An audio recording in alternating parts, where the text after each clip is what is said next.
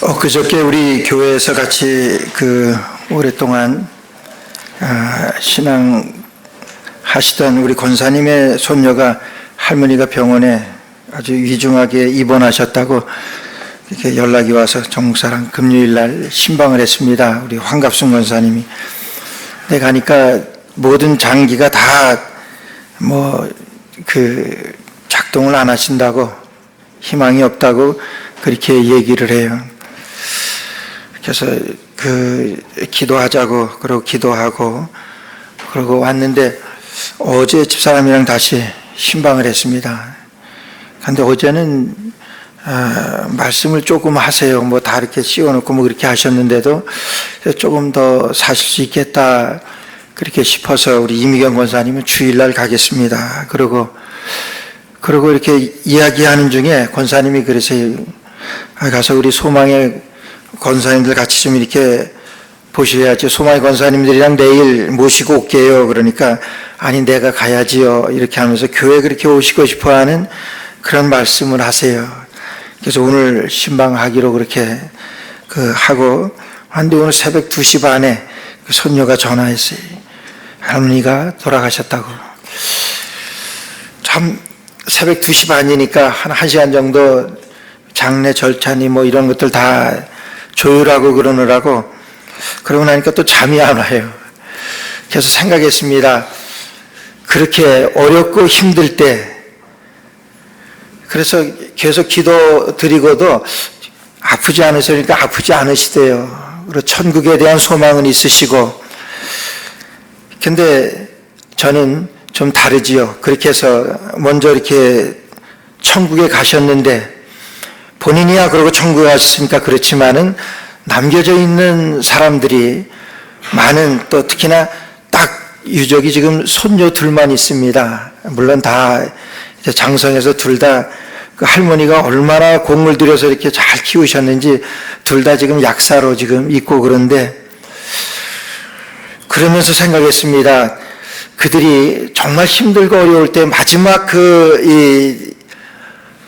가기 전에 희망이 있을까 그런 생각을 해봅니다. 물론 우리가 위로하느라고 천국에 대한 소망에 대해서 많이 말씀드리고 그랬지만 우리 이동희 권사님도 지금 저기 롱아일랜드 여기에서 서포 카운티 한 1시간 정도 이상 되는 리앱 거기에 지금 요양 중에 계신데 아무것도 모르세요. 치매가 그렇게까지 철저하게 올 줄은 교회도 모르시고 저도 모르시고 아무것도 모르세요. 근데 찬송가 하나는 주 안에 있는 나에게 그건 하나 끝까지 따라 부르세요.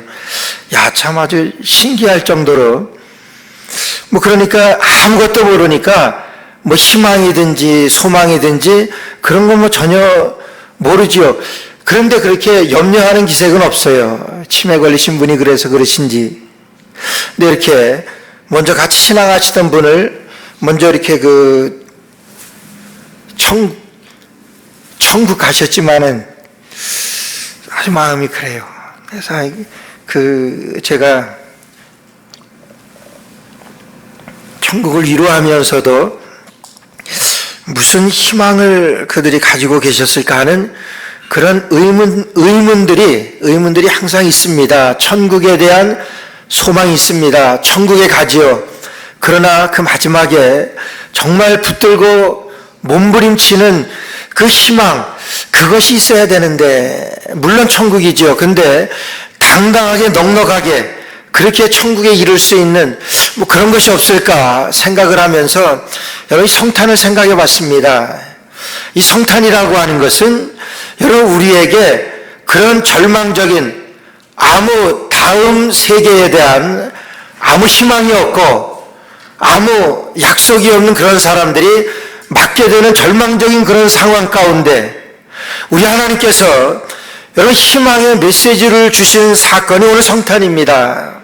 오늘 말씀 보게 되면요, 오늘 말씀은 이스라엘의 남왕국 유다의 아하스 왕 때 일입니다. 그 아하스 왕이 북쪽의 이스라엘의 베가 왕과 아람의 르신 왕이 동맹을 맺어서 유다를 침공해 왔습니다. 여러분 전쟁의 소용돌이라고 하는 것은, 전쟁의 그 기운이라고 하는 것은 굉장히 절망적입니다. 내가 힘이 더 세면 그런데 여러분 우리가 전쟁을 맞이하게 될 때 보게 되면은 원치 않습니다. 근데 맞이하게 될 때 보게 되면은 대부분 나보다 강한 놈이 나를 치지 나보다 약한 놈이 나를 치는 경우는 없잖아요.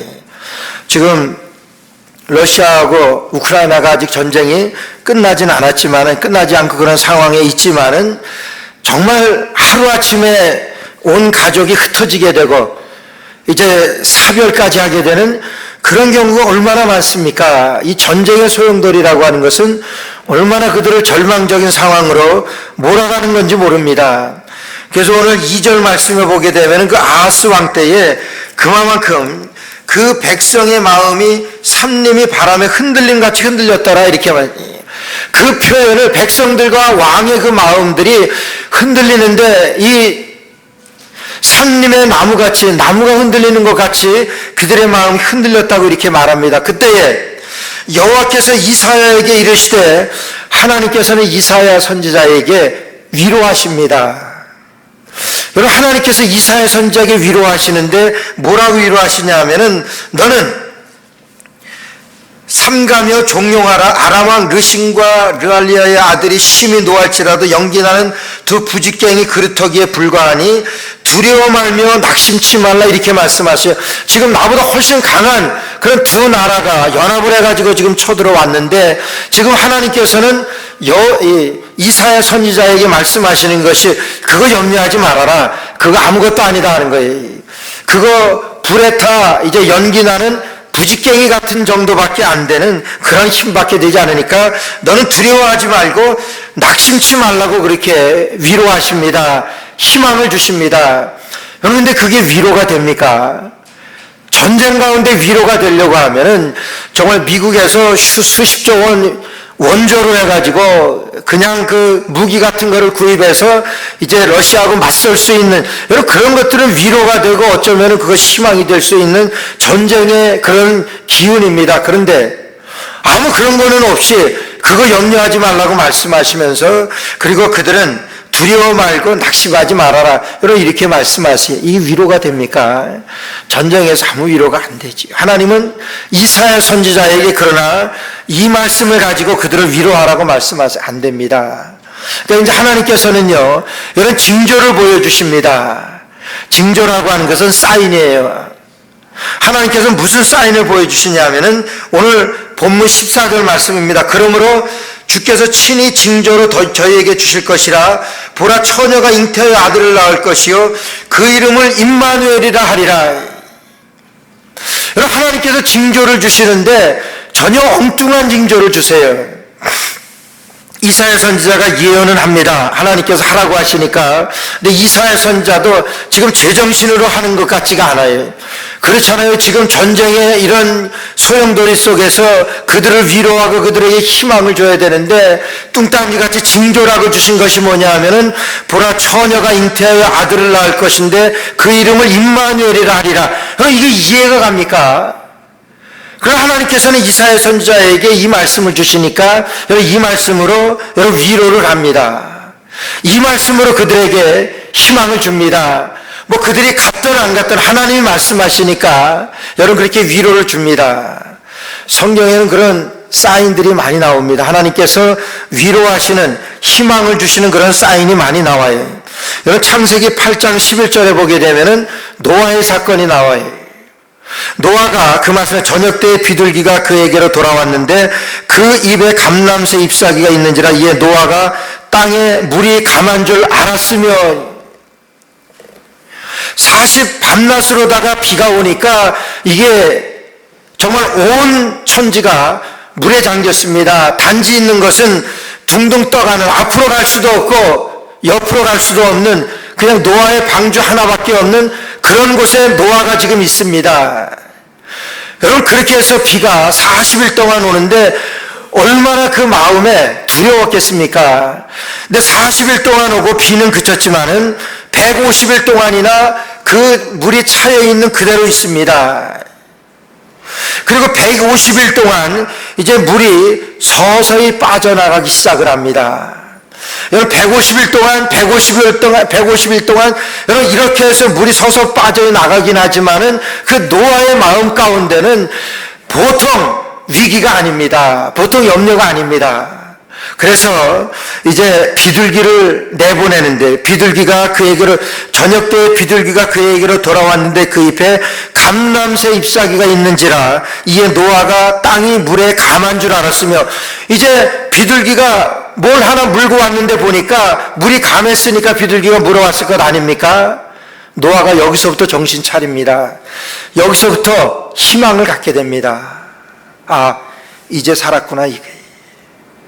정말 망망대해 같은 그런 곳에서 자기 혼자만 자기 가족만 그렇게 남아있는 그런 상황에서 이제 300일 동안 그렇게 있었다고 생각해 보세요. 그런데 하나님께서 징조를 주시는데 비둘기 한 마리를 통해서 여러분 위로하십니다. 이런 징조를 주세요.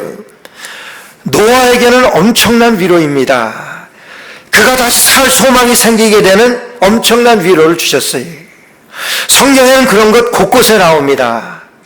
근데 오늘 말씀도 이사야 선지자에게는 여러분 보라 처녀가 잉태하여 아들을 낳을 것인데 이름을 임마누엘이라 할 것이라 이렇게 말씀하세요. 이름까지 지어주시는데 처녀가 잉태해서 아들을 낳을 것이라 그러는 거예요. 지금은 전쟁의 위기입니다. 어떻게 해서든지 살아나야 되는데 거기에 징조를 주시는데 이런 말씀을 주세요. 우리가 여러분 위기를 만날 때에 절망할 때 보게 되면 크게 두 가지로 절망을 합니다. 한 가지는요, 이런 팩트, 현실적인, 현상적인 절망이 지금 내 눈앞에 겪고 있는 고난의 위기 때문에 겪는 절망입니다. 대부분 여기에 절망을 하죠. 내 눈앞에 지금 절망적인 순간이 찾아왔으면 이러지도 못하고 저러지도 못하고 그런 순간들이 우리 인생에 얼마나 많이 우리가 경험을 하게 됩니까? 그런 적이 있습니다. 그 절망입니다. 현상적인 절망이. 두 번째 절망은요, 본질적인 절망이. 죄로 인해서 죽을 수밖에 없는 우리 인간이 운명적으로 겪는 절망이. 다시 말해서 구원받지 못한 사람들이 죽음이 다가올 때 겪게 되는 절망입니다. 이것이 절망의 본질입니다. 여러분, 이것이 해결된다고 하면 아무 희망 없이, 아무 소망 없이, 다시 말해서 천국에 대한 그런 소망이 없이 죽음이 닥쳐올 때 그것을 운명으로 받아들여야 되는 그런 사람들이 겪게 되는 절망, 이것이 절망의 본질입니다. 하나님께서는 지금 이사야 선지자를 통하여 그 절망의 문제를 해결하시는데, 절망의 문제를 해결하고 그들에게 희망을 주시는데 무슨 희망을 주시냐 하면은 보라 처녀가 잉태하여 아들을 낳을 것이요 이름을 임마누엘이라 하리라. 여러분 이해가 안 갑니다. 처녀가 잉태했다고요? 이게 말이 됩니까?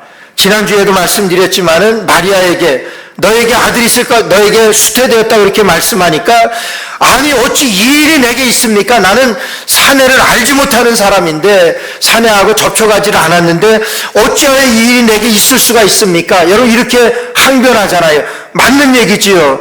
그것이 과학적이고 그것이 상식적인 것이지요. 근데 하나님께서는 천사들을 통해서 마리아에게 말씀하신 것은 비과학적입니다. 여러분 비상식적이에요. 이런 말씀을 하나님께서는 천사를 통해서 마리아에게 고지하십니다. 여러분 마리아가 그 말씀을 듣고 얼마나 위로가 되었는 줄 아세요? 그는 그것 때문에 죽을 수도 있고 돌에 맞아 죽을 수도 있는 그런 상황이 되지만은 그가 뭐라고 하나님께 기도하냐 하면은 주의 계집종이오니 주의 말씀대로 이루어지이다 이렇게 말씀하십니다. 대단한 여인입니다. 여러분 내가 이 위기 때문에 내가 처녀의 몸으로 임신했기 때문에 이제 율법을 통해서 죽을 수도 있고 맞아 죽을 수도 있고 쫓겨날 수도 있고 그런 상황인데 뭐라고 하나님 앞에 감사하냐 하면은 주의 계집종이오니 말씀대로 이루어지이다. 여러분 누가복음 그렇게 말씀하시잖아요. 하나님의 말씀으로 위로를 받게 되니까 이것이 성령의 능력으로 되어진 것이라고 여러분 믿음이 들게 되니까 믿음이 오게 되니까 여러분 마리아가 변해서 여러분 그것이 절망이 희망으로 변하고 절망이 여러분 정말 그런 소망으로 변하게 되어진 마리아의 모습을 우리가 봐요. 지금 이 전쟁의 소용돌이 가운데 어떻게 할 수 없는 그런 상황에서 지금 하나님께서는 징조를 주시는데 이스라엘 백성들에게 선포하라고 말씀하세요. 이스라엘 백성들에게 선포하라고 하신 그 말씀은 오늘 우리에게 선포하라고 하신 그런 말씀. 오늘 이사야 선지자가 이것을 예언한 다음에도 700여 년 후에나 예수님이 탄생하시는 동정녀 마리아의 몸을 입고 이 땅에 탄생하신 예수 그리스도의 탄생을 우리가 성탄으로 우리가 믿고 있습니다. 그때는 아무것도 일어난 상황이 아니에요. 그러나 그들을 위로하는데 그들의 절망 가운데서 그들에게 희망을 주시는데 무슨 말씀으로 주시냐 하면은 보라 처녀가 잉태하여 아들을 낳을 것이요 이름을 임마누엘이라 하리라 이렇게 말씀하세요. 여러분 마태복음 1장 23절에서 이 같은 말씀으로다가 또 선포하십니다. 약속의 말씀이 다시 한번 선포해요. 보라 처녀가 잉태하여 아들을 낳을 것이요 그의 이름을 임마누엘이라 하리라. 이를 번역한즉 하나님이 우리와 함께 계시다 하는 거예요. 하나님이 우리와 함께 계시다고 하는 것이 임마누엘이라고 하는 뜻입니다. 그래서 성탄의 축복이라고 하는 것은 임마누엘이에요. 하나님이 우리와 함께 하시는 거예요. 우리와 함께 하시기 위하여 이 땅에 탄생하신 것이 여러분 성탄입니다. 근데 이것을 여러분 이스라엘의 절망 가운데 이스라엘의 이런 전쟁의 기운 가운데 하나님께서는 이사야 선지자에게 이런 선포를 하라고 말씀하시고 이런 예언을 하라고 말씀하시고 예수 그리스도에 관한 예언입니다. 오늘 우리에게 주신 예언의 성취의 말씀이에요. 성탄에 대한 말씀입니다. 그럼 이것으로 그들에게 희망이 됩니까? 저는 이것이 그들에게 뭐 희망이 됐겠나 그렇게 생각이 돼요. 여러분 지금 전쟁 가운데 있는데 징조로 보여주신 말씀이 보라 처녀가 잉태해 아들을 낳을 것인데 여러분 처녀가 어떻게 잉태를 합니까? 오늘날도 자유주의 신학자들이 여러분 버진버스 예수님의 그 동정녀 탄생을 믿지 않습니다. 믿지 않은 것뿐만이 아니라 믿지 못하는 것으로 논문을 써서 박사가 된 사람이 수두룩해요. 자유주의 신학자들이 못 믿겠다 이거예요. 어느 날 이 무디 목사님의 제자가 무디 목사님을 찾아왔습니다. 무디 목사님을 찾아와서 무디 목사님에게 그래. 성경에 믿지 못할 게 너무나 많대. 이 기적 같은 것들은 다 못 믿겠다 그러는 거예요. 어떻게 예수님이 그 동정녀의 몸에서 탄생할 수가 있는 것이고 이 바다를 홍해를 육지같이 건널 수 있는 것이고 오병이 어떻게 5,000명을 먹이고 12광줄이나 남길 수 있고 이거 믿을 수 없다 이렇게 말해. 그러니까 무디 목사님이 그랬지. 성경에서 기적을 믿지 못한다 그러면은 성경은 맨 앞장하고 표지하고 맨 뒷장밖에 남을 것이 없네. 성경은 모두가 기적이네. 여러분 이렇게 하고 돌려보냈다 그래.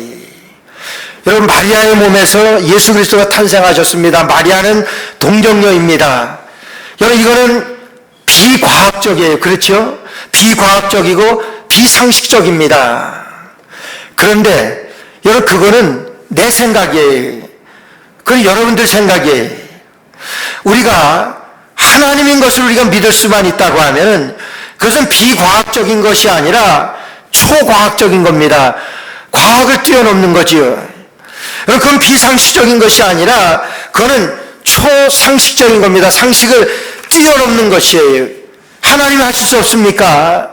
하나님은 죽은 자도 살리시고 하나님은 이 모든 것을 하실 수 있는 왜 하나님의 그런 능력을 우리가 내 생각으로 제한하고 내 마음, 내 경험으로 여러분 있을 수 없는 일이라고 그렇게 말하냐 하는 거예요. 초과학적이고 초상식적인 예수님의 동정녀 탄생을 여러분 이것을 우리에게 하나님께서는 여러분 희망으로 우리에게 주신 사건이 동정녀의 몸에서 예수 그리스도가 탄생하실 것인데 잉태하여 아들을 낳을 것이고 그 이름을 임마누엘이라 하리라. 그 이름은 임마누엘이에요. 하나님이 우리와 함께 하시는 것. 그래서 하나님이 우리와 함께 하시기 위하여 이 땅에 탄생하신 사건이 여러분 성탄입니다. 그걸 말씀하시는 거예요. 여러분 믿을 수 없습니까? 아마 이건 믿을 수 있다고 하면은 성탄의 감격과 기쁨이 엄청날 겁니다. 잘 믿으려고 하지만 말로는 합니다. 예수님의 동정녀 탄생을. 그러나 정말 예수님이 동정녀 탄생이시고 십자가에 달려 돌아가시고 부활하신 그 사건을 내가 믿을 수 있다고 하면은 이것이 엄청난 우리에게 희망이고 이것이 엄청난 우리에게 소망인 말씀입니다. 여러분, 코로나가 처음 그 창궐했을 때에 얼마나 두려웠습니까? 저도 처음에 코로나 걸렸는데 저는 뭐 그냥 순하게 넘어가서 그냥 한 2주간 잘 쉬었습니다. 그때는 뭐 교회도 다 문 닫고 유튜브로 하고 뭐 그러던 처음에 시작할 때 뭐 아무리 해도 안 잡히잖아요. 그래서 나왔던 말이 뭡니까? 위드 코로나라고 그랬지. 코로나랑 함께 하자고 그러는 거예요. 잡지 못하면은 함께 가자고 하는 거예요. 뭐 어쩔 수가 없잖아요. 이거 어쩔 수 없습니다. 그래서 위드 코로나라고 하는 그런 말이 나왔잖아요. 어쩔 수 없었습니까? 지금 거의 잡혔잖아요. 글쎄 뭐 시간이 가서 이렇게 잡혔다고 그렇게 얘기할지는 모르지만은 그러나 그때의 위드 코로나 얘기할 때도 비욘드 코로나 얘기하는 신실한 사람들이 뛰어넘는 것을 말해. 주님 안에 능치 못할 일이 있겠느냐? 예수님이 능치 못하실 일이 뭐 있습니까? 근데 하나님은 우리를 사랑하시고 하나님께서 나를 믿는 자마다 죽어도 살겠고 무릇 살아서 나를 믿는 자는 영원히 죽지 아니라, 이런 부활에 대한 확실한 증거로 우리에게 맡기신 그런 하나님의 말씀이 능치 못하실 일이 있겠느냐 하는 거예요. 비욘드 코로나에 코로나를 넘어서는 겁니다. 정복하는 거예요. 그것이 비욘드 희망입니다. 여러분, 우리가 정말 지금 되어진 상황으로서는 앞이 보이지 않아요. 죽음에 맞닥뜨렸는데 여러분 어떡합니까? 뭐가 보입니까? 그러나 그런 가운데서도 비욘드 희망입니다. 우리 주님께서 아들을 낳을 것이요 동정녀의 몸에서 아들이 탄생할 것이고 그 이름을 임마누엘이라 하리라. 임마누엘이 뭐예요?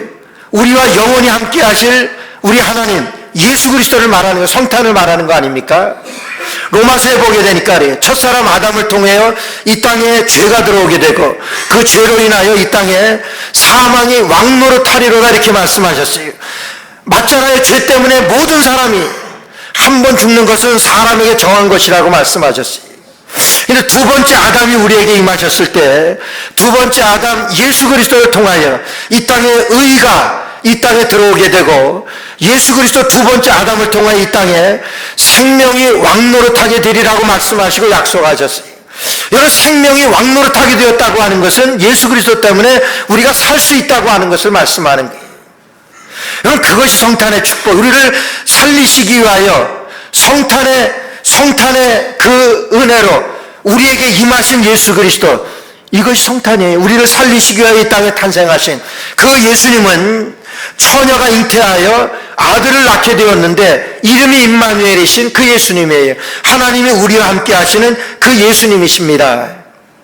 예수가 탄생하신 이 성탄 사건이 바로 우리가 붙잡아야 할 본질적인 희망이라고 하는 거예요.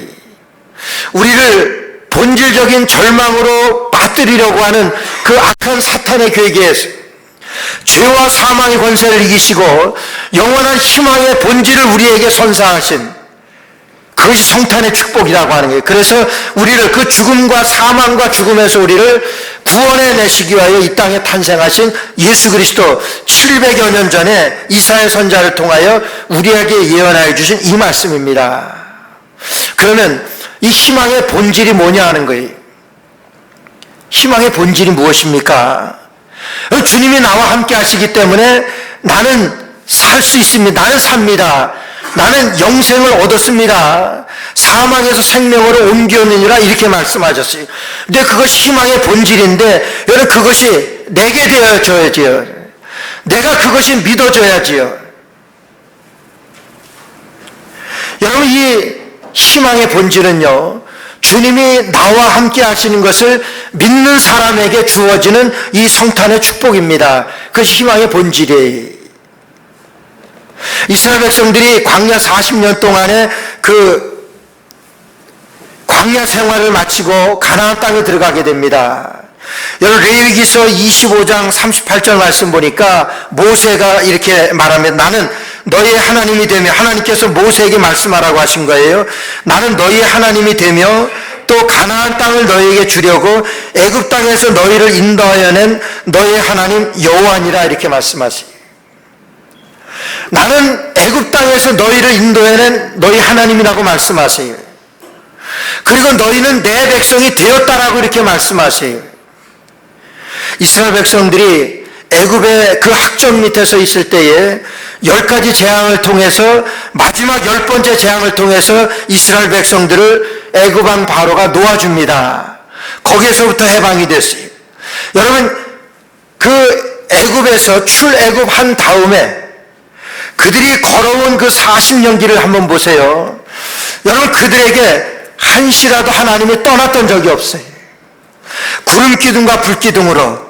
여러분 낮에는 구름기둥, 낮에는요 얼마나 뜨겁냐 하면 그 사막 그 기후가 구름이 없으면은 여러분 견딜 수가 없습니다. 구름기둥이라고 하는 것은 구름으로 그들을 보호하시는 거예요. 그러다 밤에는요 얼마나 추워지냐 하면은 견딜 수가 없이 추워져서 불기둥 아니면은 그것으로다가 따뜻하게 보호하지 않으면 살아남을 수가 없습니다. 그러니까 불기둥으로 그들을 보호하시는 거예요. 그러다가 그 구름기둥과 불기둥이 움직이면 그들이 움직입니다. 그들이 따라가는 거예요. 그것을 40년 동안 했어요.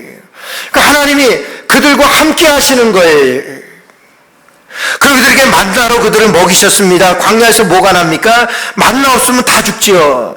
만나로 하루도 걸음이 없이 안식일 빼고 만나로 매일매일 그들을 먹이셨습니다. 이런 기적이 어디 있어요? 하나님이 함께 하시는 것 그들이 보면서 체험하면서 40년간을 지내요. 너희에게서 발에 신이 헤어지지 않게 해주시겠다 그랬어요. 여러분 그 광야에서 신발이 헤어지면 그 뜨거운데 그걸 어떻게 행군합니까? 어떻게 걸을 수가 있어요? 기적적인 거는 40년 동안 신발이 헤어지지 아니하는 그 기적을 그들이 체험하며 40년을 지냈어요. 보세요. 이 모든 것이 보니까 여러분 물이 없다 그럴 때 반석을 쳐서 물을 내서 물을 먹여요. 여러분 물이 얼마나 나오면은 그 200만 이상이나 되는 그 이스라엘 백성들을 물을 먹이겠습니까? 아마 큰 강과 같이 콸콸콸콸 그렇게 나와야지. 그런 기적을 맛보며 그들이 이스라엘 백성들이 여러분 40년 동안 그리고 가나안 땅에 들어갈 때도 요단강을 건널 때도 돌 하나 다리 놓지 않고 그냥 하나님의 능력으로만 그들이 건너게 되잖아요. 여리고성을 무너뜨릴 때도 그들이 손 하나 쓰지 않고 여리고성을 무너뜨리고 여러분 이 가나안의 주인이 되어지는 그런 역사가 이스라엘의 역사예요. 그런 가운데도 하나님께서는 나는 너희의 하나님이 되고 너희 하나님 되고 너희는 내 백성이 되리라 이렇게 말씀하세요. 그렇게 보여주시는데도 믿지를 못해요. 지금 하나님이 나와 함께 하시는데 지금 함께 하셔서 먹는 것도 그렇고 마시는 것도 그렇고 다 이것이 하나님이 함께 하셔서 하나님이 주신 것인데 하나님을 믿지 못합니다. 그래서 모세를 대적하고 하나님을 원망했던 것이 이스라엘 백성들이에요. 그런 모습들이 오늘 저이고 오늘 여러분들 아닙니까? 하나님께서 나와 지금 이 순간에도 함께 하시는데 여러분 하나님이 나와 함께 하신다고 하는 거 여러분 얼마나 믿으세요?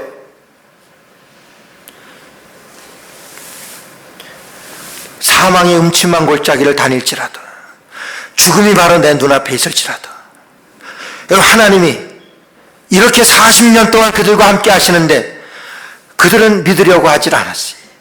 오늘 우리의 삶 가운데도 여러분 죽음의 문턱이라고 할지라도 하나님이 지금 나와 함께 하신다고 하는 이런 희망의 본질이 여러분 이런 희망이 나에게 있다고 하면 이 믿음이 나에게 있다고 하면은 하나님이 나와 함께 하시는 여러분 하나님이 함께 안 하십니까? 여러분 기도하시잖아요. 하나님 나와 함께 얼마나 믿으십니까? 하나님이 나와 함께 하시는 것을 얼마나 믿으세요? 내가 하나님의 백성이고 너희는 내 백성이 되고 나는 너희 하나님이 되리라. 그런 기적을 베푸시는데도 그들은 틈만 나면 하나님을 원망하고 모세를 대적하고 아니 그것을 먹고 있으면서도 그 구름기둥 안에서도, 불기둥 안에서도 하나님 어디 계시냐 이렇게 외쳤던 이스라엘 백성들, 목이 곧은 백성들이라고 그랬어요. 패역한 백성들이라고 그랬어요. 여러분, 그런 패역한 우리들 아니냐 하는 거예요. 여러분, 소통의 문제입니다. 하나님이 나와 함께 하시는 것, 여러분, 커뮤니케이션이, 하나님이 나와 함께 하시는 것, 여러분, 그것을 어떻게 압니까? 하나님이 나와 함께 하시는 것을 어떻게 알아요? 내가 살아있는 것, 이것이 하나님이 나와 함께 하시는 것, 이 역사가 아니냐. 지금이라도 주님께서 나를 부르신다고 하면, 여러분, 주님 앞에 담대히, 정말 넉넉하게, 떳떳하게 갈 수 있습니까? 여러분, 것이 하나님이 우리에게 주신 본질적인 희망입니다. 성탄의 축복의 성탄입니다. 나와 함께 하시는 것을, 지금 나와 함께 하시는 것을, 지금 내 편이신 것을 내가 믿지 못하기 때문에 여러분, 우리가 성탄에 감격이 없는 것이고 성탄의 기쁨이 없는 거예요. 주님은 나와 함께 하십니다. 이스라엘 백성들 40년 동안, 아니 지금 오늘 우리가 나와 함께 하시는 그 하나님, 그래서 그 징조로 보여주신 것이 성탄에 이 이사야 선지자에게 보여주셨던 예언이에요. 보라, 처녀가 잉태의 아들을 낳을 것인데 그 이름을 임마누엘이라 하리라. 이를 번역한 즉 하나님이 우리와 함께 계시다는 게, God with us, 하나님이 우리와 함께 계시다는 게, 볼지어다 세상 끝날까지 내가 너희와 항상 함께 하시리라. 우리 주님께서 우리에게 약속하셨어요. 약속하신 것은 하나님께서 하나도 이루어지지 않은 것이 없는 것이 우리 하나님의 말씀이고 약속된 성경이에요. 하나님은 항상 내 편이세요. 여러분, 그렇게 믿고 사십니까?